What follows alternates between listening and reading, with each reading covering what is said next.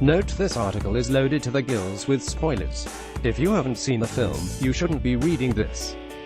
In fact, we'd appreciate it if you'd just kindly turn away right now.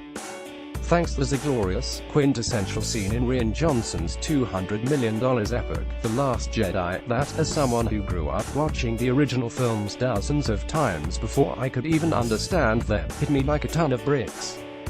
No, it wasn't the shocking moment Vice Admiral Holdo takes out an entire battalion with a kamikaze jump to lightspeed.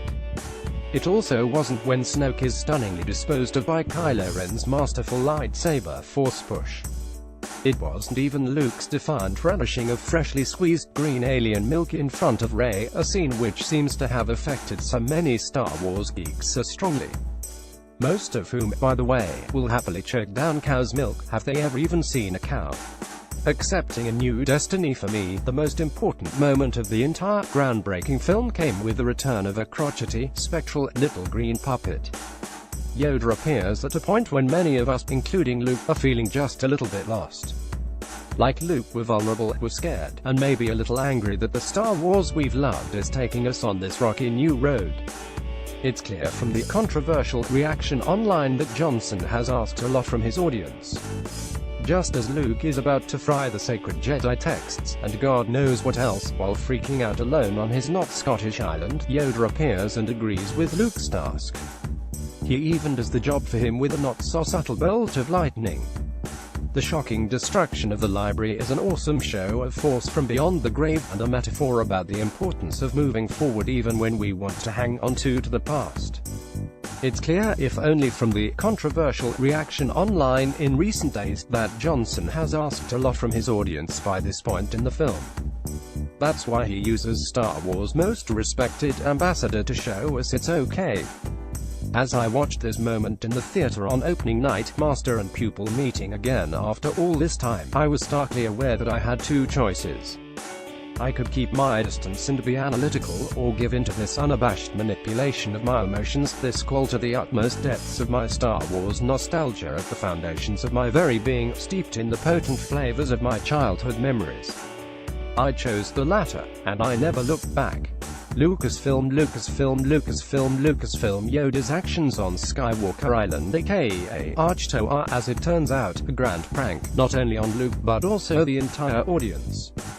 Rey had already stolen the books, assuring the Jedi ways and words will indeed live on.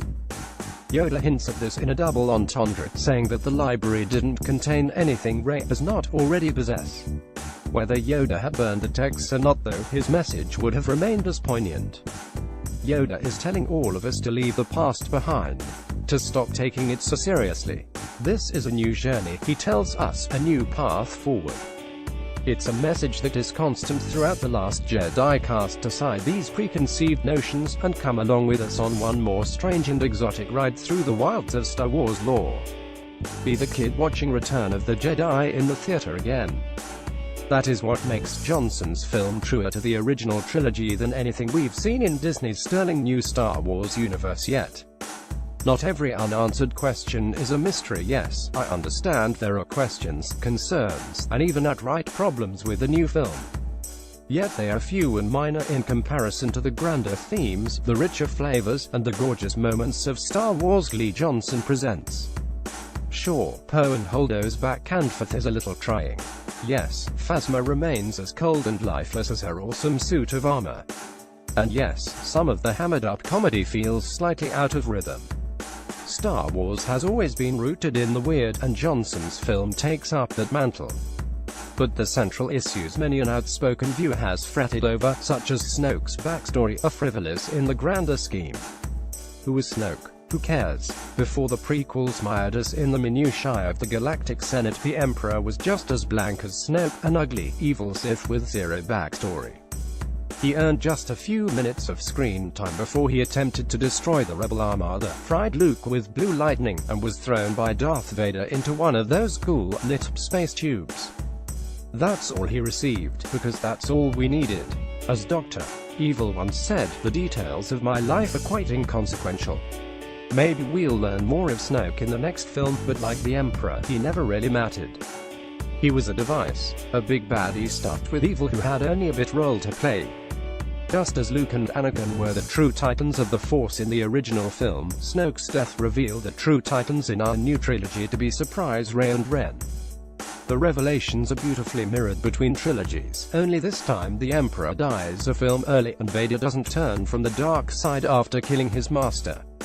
Remembering its roots, those who remember the original Star Wars trilogy will find many other mirrored moments in The Last Jedi, most of it anchored in the truly bizarre.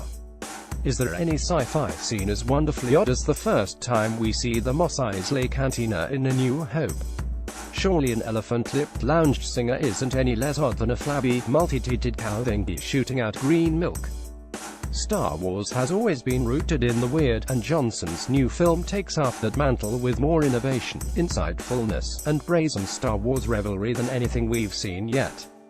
Of course, questions like whether you prefer CG Yoda wrong or Muppet Yoda obviously, or how much comedic levity is warranted depend upon what Star Wars means to you, including, I'd wager, which trilogy you saw first in theaters.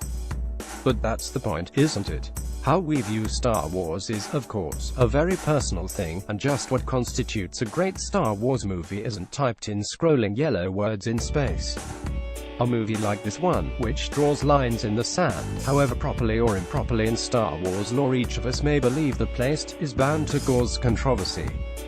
In the end, much of how The Last Jedi will be remembered depends on Abrams' final movie in the trilogy, Episode 9, which will have the unenviable task of sewing all three films together cinematically and tonally, tying up this new story, and creating satisfying conclusions for these beloved new characters.